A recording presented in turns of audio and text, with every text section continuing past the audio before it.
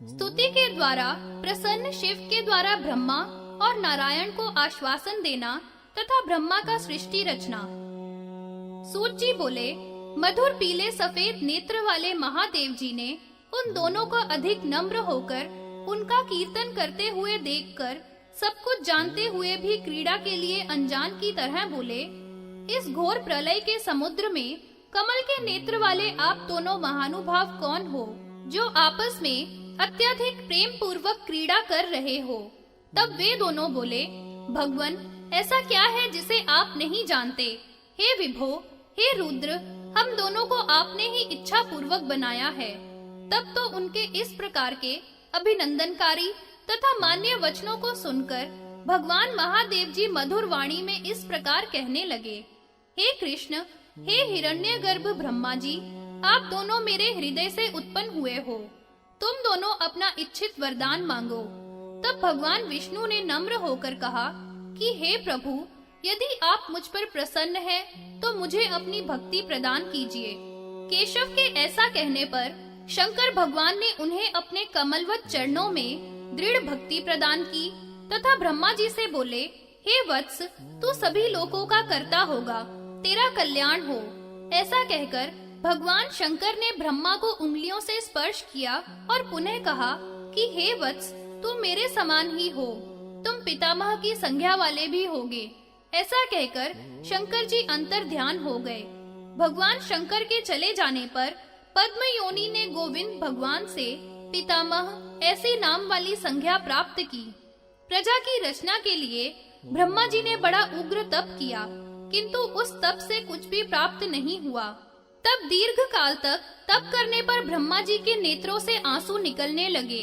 तब उन आंसुओं से वात, पित्त, कफ से युक्त, स्वास्तिक से युक्त बड़े बड़े केशों सहित महाविशैले सर्प उत्पन्न हुए। उन्हें देखकर ब्रह्मा जी बोले कि मेरी तपस्या का ऐसा फल है तो मेरे लिए धिक्कार है, क्योंकि यह लोकों का विनाश करने वाली प्रजा है। इस प्रकार क्रोध और पश्चाताप से ब्रह्मा जी को मूर्छा हो गई और उसी समय प्रजापति ब्रह्मा ने प्राणों को त्याग दिया। किंतु उनको इस प्रकार शरीर त्यागने पर उनके शरीर से 11 रुद्र उत्पन्न हुए, जो उत्पन्न होते ही रोने लगे। रोने के कारण ही वे रुद्र कहलाए। ये रुद्र ही ब्रह्मा के प्राण हैं तथा यह प्राणियों के भी प्राण हैं, जो सभी जीवधारियों में समाये हैं। महाभाग साधु ब्रह्मा के इस उग्र कार्य से प्रसन्न होकर उन रुद्रों ने उन्हें फिर से प्राण देकर जीवित कर दिया। तब तो प्राणों को प्राप्त कर ब्रह्मा जी ने उन देवेश्वर भगवान शंकर की गायत्री के सहित पूजा उपासना की।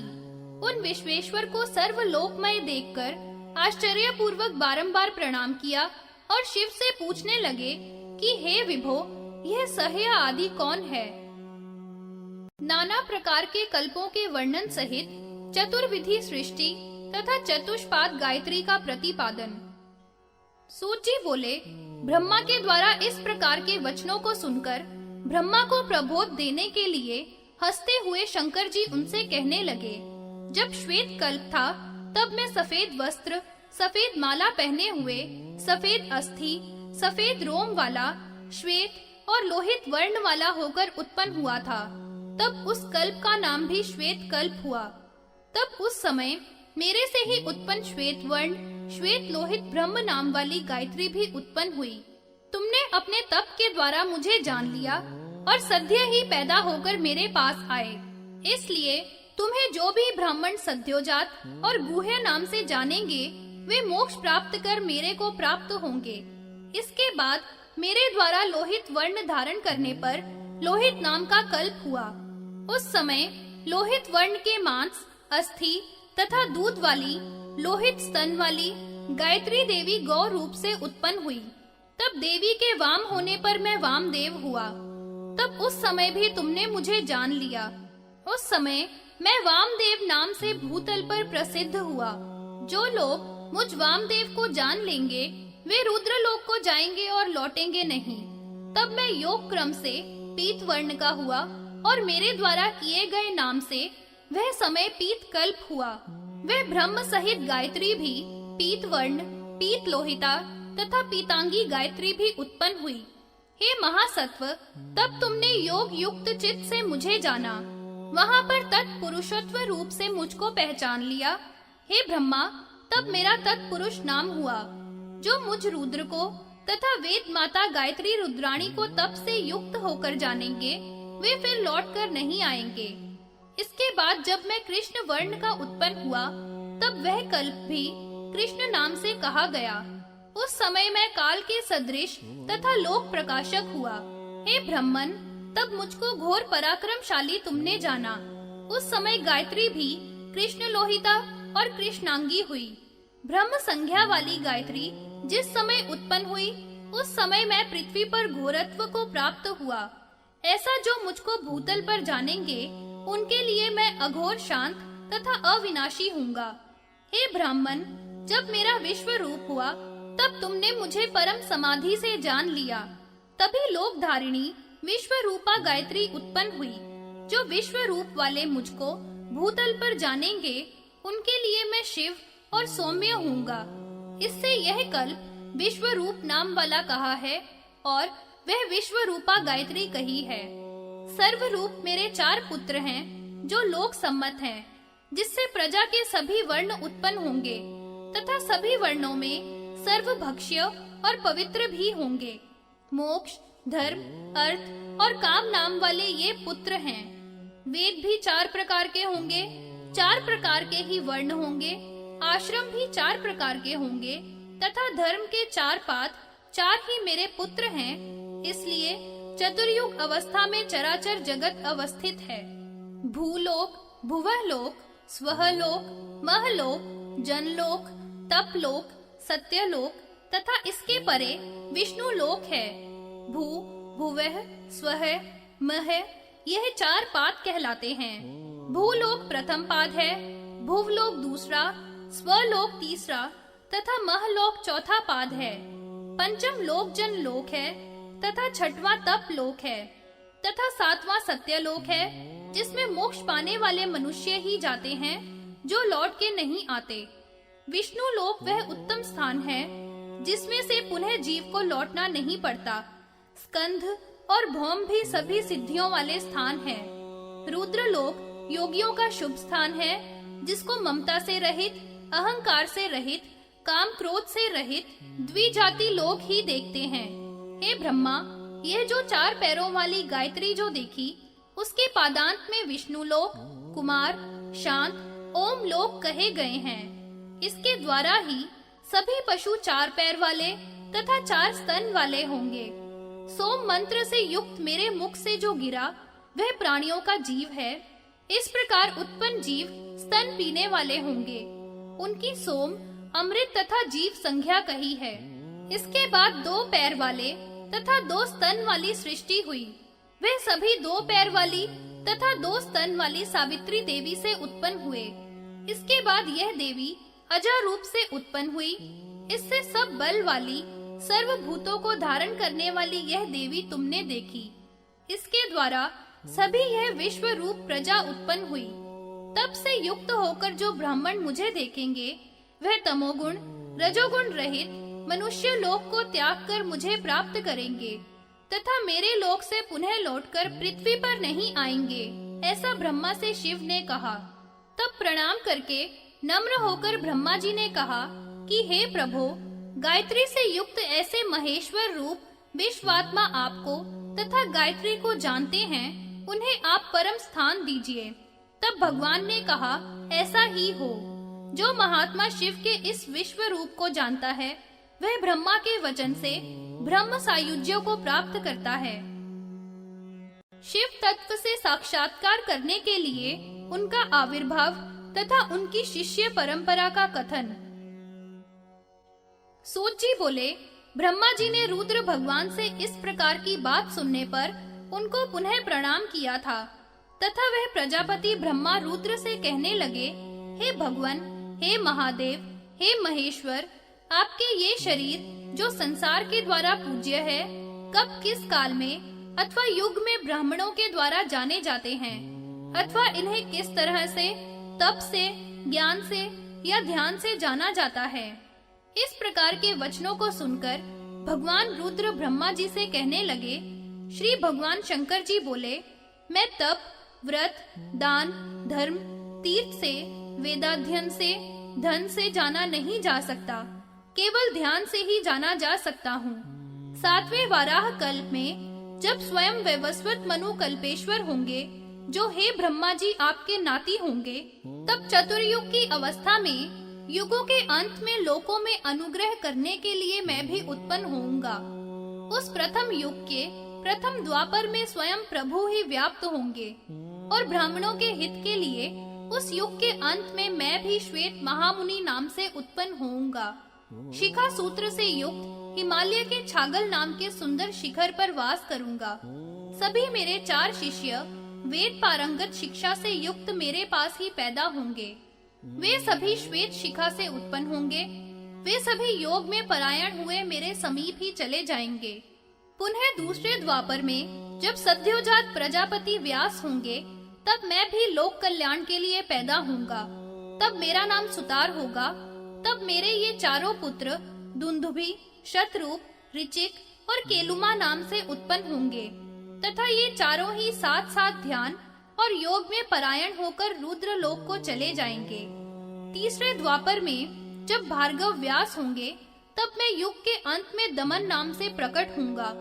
तब भी ये मेरे 4 पुत्र उत्पन्न होंगे। इनका नाम विकोश, विकेश, विपाश और पाप नाशक होगा। तब भी ये चारों योग मार्ग के द्वारा आवागमन से छूटकर रुद्र लोक को चले जाएंगे।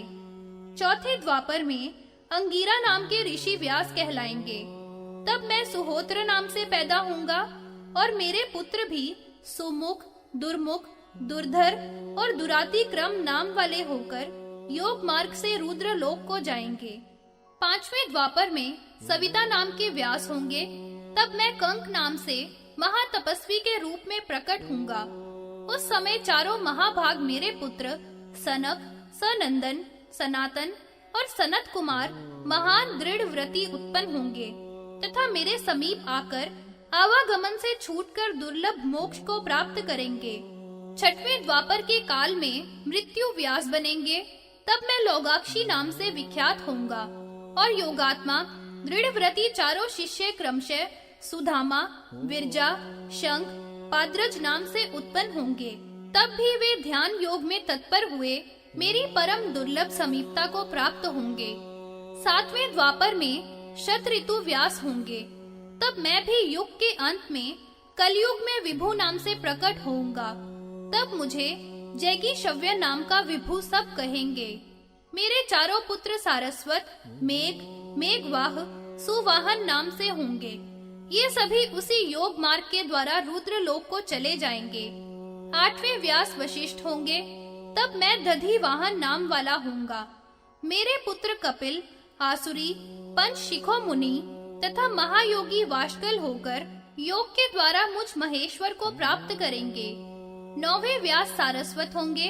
तब मेरा नाम ऋषभ होगा और मेरे उन पुत्रों का नाम पाराशर, गर्ग, भार्गव, आंगिरस होगा, जो वेद पारंगत विद्वान ब्राह्मण होंगे और ये सभी तपस्वी योग के द्वारा दोबारा न लौटने वाली मोक्ष को प्राप्त हो रुद्र लोक को जाएंगे।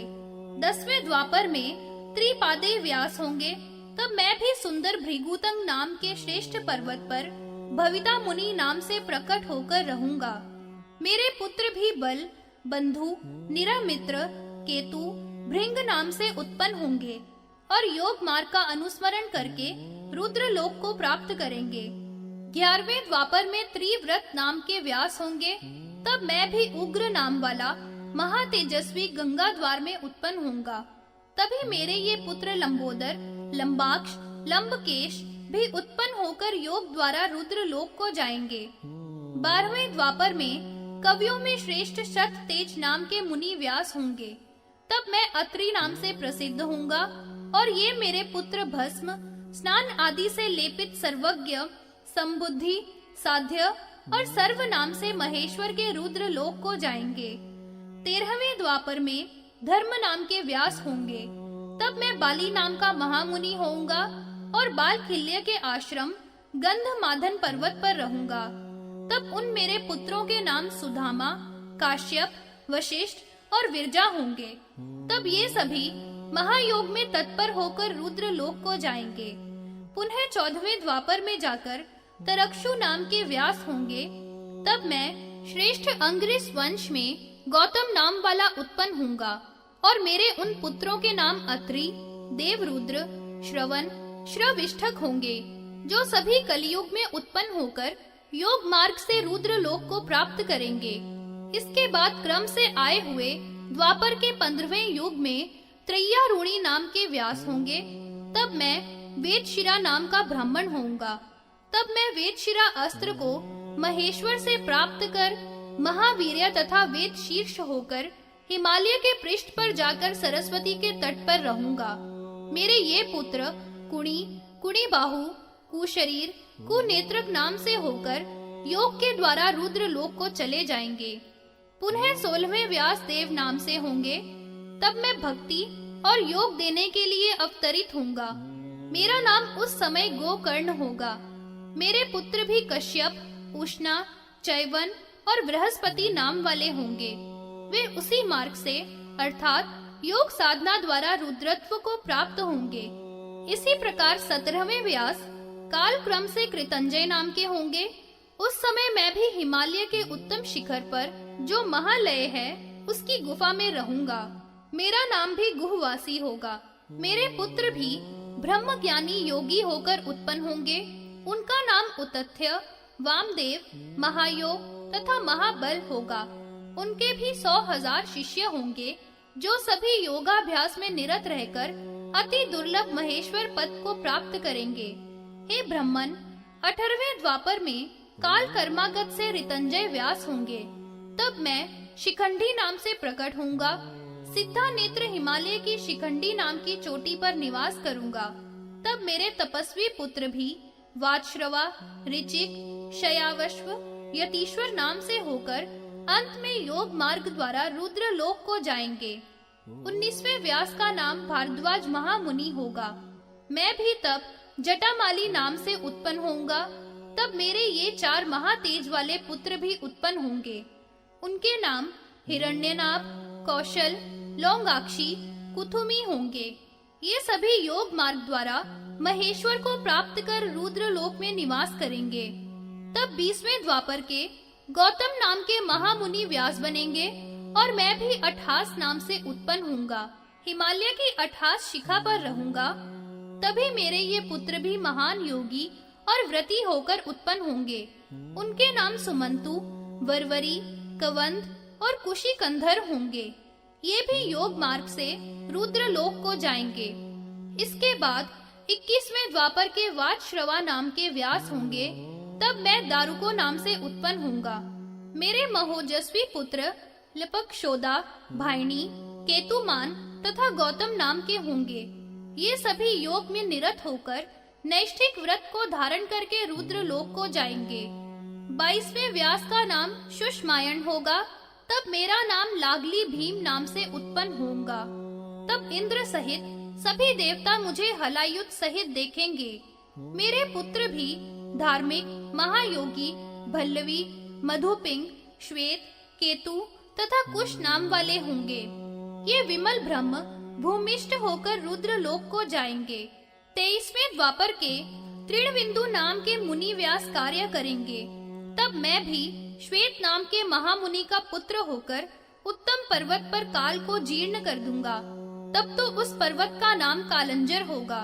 महातपस्वी मेरे वे पुत्र भी उशिक, बृहदशव, देवल, कविरेवच नाम के होंगे तथा वे सभी महेश्वर योग के साधन से रुद्र लोक को जाएंगे। आगे के युग में ऋक्ष नाम के मुनि व्यास बनेंगे। मैं शूली नाम से विख्यात होऊंगा। मेरे सभी शिष्य भी शालिहोत्र, अग्निवेश, युनाशक, शरद्वसु होंगे, जो योग करके रुद्र लोक को जाएंगे। 25वें व्यास का नाम शक्ति होगा। तब मैं भी दंडी मुंडीश्वर नाम से प्रकट होऊंगा। छागल, कुंडक, कुंभांड, प्रवाहज नाम से मेरे पुत्र भी उत्पन्न होकर अंत में योग मार्ग से शिवत्व को प्राप्त करेंगे। 26वें व्यास का काम पराशर महामुनि करेंगे। तब मैं भी सहिष्णु नाम से उत्पन्न होऊंगा। भद्रवट नाम के पुर में निवास करूंगा। मेरे पुत्र परम धार्मिक उल्लूक, विद्युत, शंभूक तथा अश्वलायन नाम वाले होंगे और महेश्वर पद को प्राप्त करेंगे। 27वें द्वापर में जातुकर्ण्य नाम के व्यास होंगे। उस काल में मैं भी कलयुग के अंत में सोम शर्मा नाम का ब्राह्मण होऊंगा। प्रभास क्षेत्र में रहकर मैं योग में उत्पन्न होऊंगा। मेरे ये तपस्वी शिष्य भी अक्षपात, कुमार, उलूक तथा वत्स नाम से प्रसिद्ध होंगे। तब वे यह विमल विशुद्ध होकर योग का अनुसरण करके रुद्र लोक को प्राप्त होंगे। काल क्रम से 28वें द्वापर में पराशर मुनि के पुत्र विष्णु स्वरूप श्रीमान द्वैपायन नाम के व्यास होंगे। उसी काल में वासुदेव श्री कृष्ण भी 6वें अंश से उत्पन्न होंगे। तब मैं भी मेरु पर्वत की पवित्र गुफा में आपके तथा विष्णु के साथ निवास करूंगा। योग में तत्पर तब मेरा नाम लकुली होगा, वह सिद्ध क्षेत्र होगा। तब मेरे पुत्र भी कुशिक, गर्ग, मित्र, कौरुष्य नाम से उत्पन्न होंगे और योग मार्ग के द्वारा दुर्लभ रुद्र लोक को जाएंगे। ये सभी पाशुपत धर्म के मानने वाले तथा भस्मीभूत होंगे। शंकर के लिंग की अर्चना में निरत रहेंगे।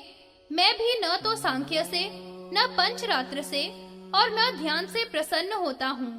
जितना मैं पाशुपत धर्म से प्रसन्न होता हूँ और मनुष्य भी पाशुपत योग द्वारा परम गति को प्राप्त होते हैं। हे ब्रह्मा जी, यह मैंने अपने अवतारों के लक्षण तुम्हें बताए तथा 28 मनवंतरों के क्रम से व्यासों के नाम भी कहे हैं। कृष्ण द्वैपायन मुनि 28वें द्वापर में व्यास होकर वेदों का विभाग करके धर्म के लक्षणों को कहेंगे। सूत जी बोले, भगवान के द्वारा रुद्रावतारों को सुनकर प्रसन्न हुए ब्रह्मा जी पुनः शंकर जी से पूछने लगे। ब्रह्मा जी बोले, हे भगवान, सभी देवता एवं गण सब कुछ विष्णु रूप हैं। वेद भी ऐसा ही गान करते हैं, परंतु वे भी आपके लिंग की अर्चना में तत्पर रहते हैं तथा आपको निरंतर प्रणाम करते हैं। इसका भेद क्या है? सूत जी ब्रह्मा जी के ऐसे वचन सुनकर महादेव जी प्रेम पूर्वक कहने लगे कि साक्षात नारायण, इंद्र तथा सभी देव और मुनि की लिंग की पूजा में जो तत्पर रहते हैं, उसका कारण ये है कि लिंगार्चन के बिना निष्ठा नहीं होती। ऐसा कहकर महादेव अंतर ध्यान हो गए। तब ब्रह्मा जी भी हाथ जोड़कर शिव को नमस्कार करके शेष सृष्टि की रचना करने लगे। लिंगार्चन की विधि तथा स्नान और आचमन के प्रकार। ऋषि बोले, हे रोमहर्ष जी, महादेव जी की लिंग में किस प्रकार पूजा करनी चाहिए, इस समय यह भी बताने की कृपा करें। सूत जी बोले, कैलाश पर्वत पर देवी ने महादेव जी से एक बार इसी प्रकार पूछा था। वहाँ पास में नंदी बैठा था। उसने सब सुनकर पूर्व में ब्रह्मा के पुत्र सनत कुमार को लिंगार्चन विधि कही थी। उससे महातेज वाले व्यास ने सुनी थी। मैंने शैलादि से स्नान विधि पूर्वक अर्चन विधि सुनी, सो उसे मैं तुम्हें कहूँगा। शैलादि बोले, अब ब्राह्मणों के हित के लिए स्नान आदि की विधि कहूँगा, जो पूर्व में गोद में बैठी हुई पार्वती को कही थी, जो सब पापों का नाश करने वाली है। इस विधि से स्नान करके एक बार शंकर का पूजन करके ब्रह्म सूर्य से आचमन करे, वह मनुष्य सब पापों से छूट जाता है। शिव जी ने 3 प्रकार का आचमन कहा है, जो ब्राह्मणों को बड़ा हितकारी है। वरुण स्नान द्वारा उससे उत्तम है, वह है भस्म से। तीसरा स्नान मंत्र के द्वारा हो जाता है। जो पुरुष दुष्ट भाव वाले हैं, उनकी शुद्धि जल या भस्म से नहीं होती है, अतः शुद्ध भाव वाला मनुष्य पवित्र होता है। सब नदी, तालाब आदि में लय पर्यंत जो नित्य स्नान है, वह दुष्ट भाव वाला नहीं होता है। मनुष्यों का कोमल रूपी चित्त तभी खिलेगा जब ज्ञान रूपी सूर्य की आभा से पवित्र हो जाएगा। मिट्टी, गोबर, तिल, पुष्प, भस्म, कुशा तीर्थ के लिए ले जानी चाहिए। हाथ पैर धोकर आचमन करके देह के मल को दूर कर किनारे पर रखे उन द्रव्यों से स्नान करे। उद्धता शिव राहेन आदि मंत्र को बोलकर मिट्टी से स्नान करे। गंध द्वारा मंत्र से गोबर लगाकर स्नान करे। मलिन वस्त्र त्याग कर शुभ वस्त्र धारण करे, तब 3 बार आचमन करे। सब पापों से शुद्ध होने के लिए वरुण देव का आह्वान करे, मानसिक पूजन करके ध्यान करे, आचमन 3 बार करके तीर्थ में गोता लगावे तथा शिव का स्मरण कर जल को अभिमंत्रित करे। फिर गोता लगाकर अघमर्षण मंत्र का जप करे। उसी जल में सूर्य, सोम, अग्नि मंडल का ध्यान करे। पुनः आचमन करके जल से बाहर निकलकर शंख से या दोना से अथवा ढाक के पत्ता से या कुशा के जल से या पुष्प के जल से अभिषेक करे। रुद्रेण पावमानेन इत्यादि मंत्रों से अभिषेक करता हुआ तत् देवताओं के स्वरूप का, ऋषियों के स्वरूप का ध्यान स्मरण करता जाए। इस प्रकार अभिषेक करके अपने मस्तक पर जल छिड़के और हृदय में 5 मुख वाले और 3 नेत्र वाले शिव जी का ध्यान करे। अपने शिखा सूत्र का विचार करके आचमन करे। पवित्र हाथों में धारण करके पवित्र स्थान पर बैठे। कुशा सहित दाहिने हाथ से जल उठाकर पान करे तथा 3 बार हिंसा पापादि की निवृत्ति के लिए परिक्रमा करे। इस प्रकार संक्षेप से ब्राह्मणों के हित के लिए स्नान आचमन विधि का, हे ब्राह्मणों, मैंने वर्णन किया है। गायत्री जप विधान पूर्वक नित्य कर्म विधि में 5 यज्ञों का प्रतिपादन। नंदीश्वर बोले, वेद माता महेश्वरी गायत्री देवी का आह्वान करके पाद्य, अर्घ्य, आचमन आदि प्रदान करके प्राणायाम पूर्वक सुख से आसन पर बैठकर 1500 या 108 बार प्रणव सहित गायत्री मंत्र का जप करना चाहिए। फिर अर्घ्य देकर पूजा करके सिर से नमस्कार करे। उत्तमे शिखरे देवी आदि मंत्र बोलकर विसर्जन करे। पूर्व दिशा में तेजो रूप वेद माता गायत्री को हाथ जोड़कर सूर्य की प्रार्थना करे। उद्धृत्य चित्र देवनाम तदुत्थम जात वेदसम इत्यादि मंत्र बोलकर उपस्थान करे। सूर्य और ब्रह्मा को अभिवादन करे। ऋक, यजु, सामवेद के सूर्य सूक्तों से जप करे। पीछे अग्नि की 3 परिक्रमा करे। आत्मा, अंतरात्मा, परमात्मा, सूर्य, ब्रह्मा, अग्नि की वंदना करे। फिर मुनियों को आह्वान करे। यथा योग्य पूर्व या उत्तर को मुख करके सबका तर्पण करना चाहिए। देवताओं का पुष्प के जल से, ऋषियों का कुशा के जल से, पितरों का तिल के जल से, गंध युक्त तर्पण में यज्ञोपवीति ऋषियों के में निविति और पितरों के में प्रचीनावीति धारण करे। देवों का उंगली के अग्रभाग से तथा ऋषियों का कन्नी उंगली की जड़ से और पितरों का दाएं अंगूठे की जड़ से होकर जल छोड़ना चाहिए। देव यज्ञ, मनुष्य यज्ञ, भूत यज्ञ, पितृ यज्ञ तथा ब्रह्म यज्ञ, ये 5 प्रकार के कर्म ब्राह्मण को अवश्य करने चाहिए। हे ब्राह्मणों, अपनी अपनी वेद शाखाओं का अध्ययन करना ही ब्रह्म यज्ञ कहा गया है। अग्नि में हवन करना देव यज्ञ है, बलि देना भूत यज्ञ है। अत्यंत आदर पूर्वक वेद पाठी ब्राह्मण को पत्नी सहित अन्न देना मनुष्य यज्ञ है। पितृश्वरों को उद्देश्य करके जो दिया जाए वह पितृ यज्ञ है। इन 5 महायज्ञों को करने से सभी सिद्धियां प्राप्त होती हैं। सभी यज्ञों में सर्वश्रेष्ठ ब्रह्म यज्ञ कहा गया है। ब्रह्म यज्ञ से सभी देवता, इंद्र, ब्रह्मा, विष्णु तथा शिव सभी प्रसन्न होते हैं। इसमें अन्यत्र विचार नहीं करना चाहिए। इस प्रकार विधि पूर्वक ब्रह्म यज्ञ करके सूत्र सहित पवित्र होवे। हे ब्राह्मणों, इस प्रकार के 5 यज्ञों को न करके मनुष्य सूकर आदि की योनि को प्राप्त करता है। इसलिए सब प्रकार से कल्याण की इच्छा के लिए ब्रह्म यज्ञ आदि तथा स्नान करके विधिवत तीर्थ का सेवन करना चाहिए। बाहर से हाथ पैर धोकर देह शुद्धि के लिए भस्म का स्नान करें। फिर प्रणव से अग्निहोत्र करें। ज्योति सूर्य आदि मंत्र बोलकर प्रातः काल हवन करें। ज्योति अग्नि मंत्र से सायं तथा प्रातः भली प्रकार हवन करना चाहिए। ईशान से शिरोदेश को, मुख को तत्पुरुष से, हृदय को अघोर से, गुह्य स्थान को वामदेव से, पैरों को सह्य आदि से तथा संपूर्ण अंगों को ओम से अभिषेक करना चाहिए। तब पैरों को तथा हाथों को प्रक्षालन करे और देव को स्मरण करके भस्म लगावे। तब आयुहिष्ठादु आदि मंत्र से स्नान करके ऋक, यजु, सामवेद के शुभ मंत्रों को स्नान के मध्य में ब्राह्मणों के हितार्थ बोले। इस प्रकार संक्षेप में स्नान की इस विधि को करने वाला मनुष्य परम पद को प्राप्त करता है।